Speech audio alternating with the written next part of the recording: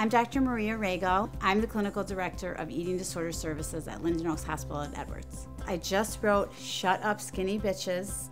Shut Up Skinny Bitches is a rebuttal. It started off a rebuttal to the book Skinny Bitch, because Skinny Bitch was a New York Times bestseller. And when I started to read it, I could not believe it was a New York Times bestseller. It really bothered me because it had a bad attitude toward other people. It was very judgmental and superior in its tone and looked down on the readers.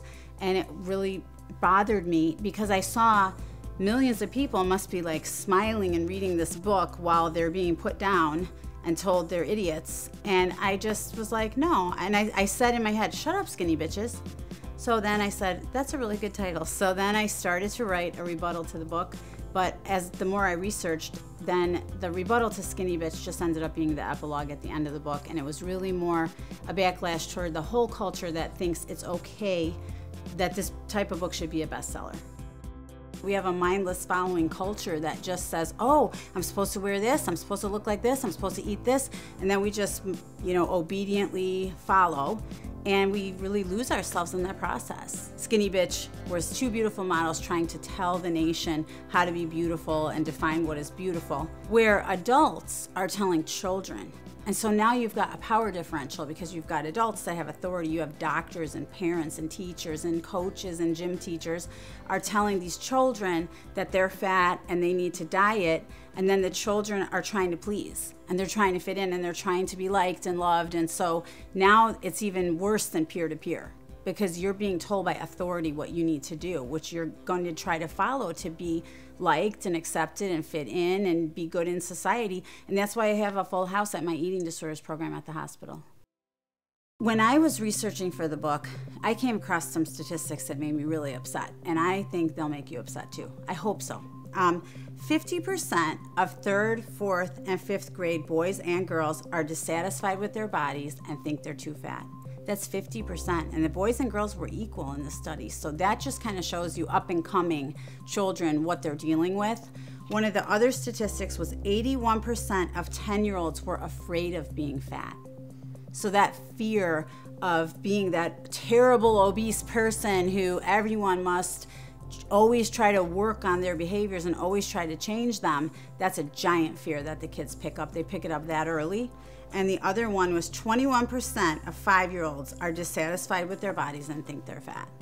So those are incredible statistics to me because they just show the fear that we're instilling in our kids. We have this big obesity crisis and everyone has to fight back against the obesity crisis, but they don't realize that the casualties are really the children, and also that they're not making an impact in a positive way. There's pressure on us with writing this that maybe we're going to add to the obesity crisis in the United States.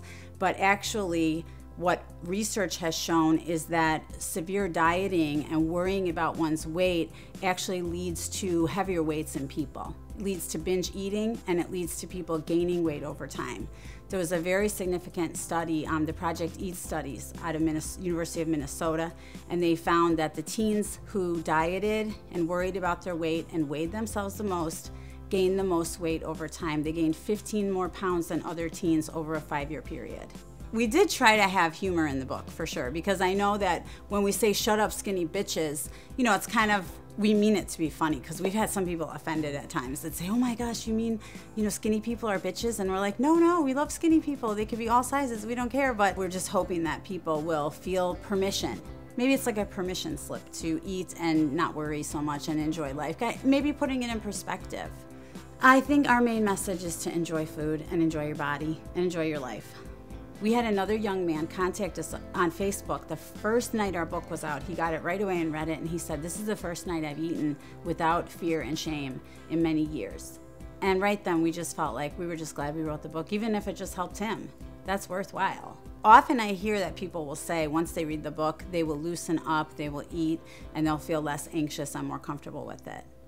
Maybe before they would be very cautious, and now they kind of want to loosen up a little bit, take a couple risks with food, and enjoy their time a little bit more. Who knows how long we have to be here on Earth, but we kind of want to enjoy it sometimes, not just be worried all the time.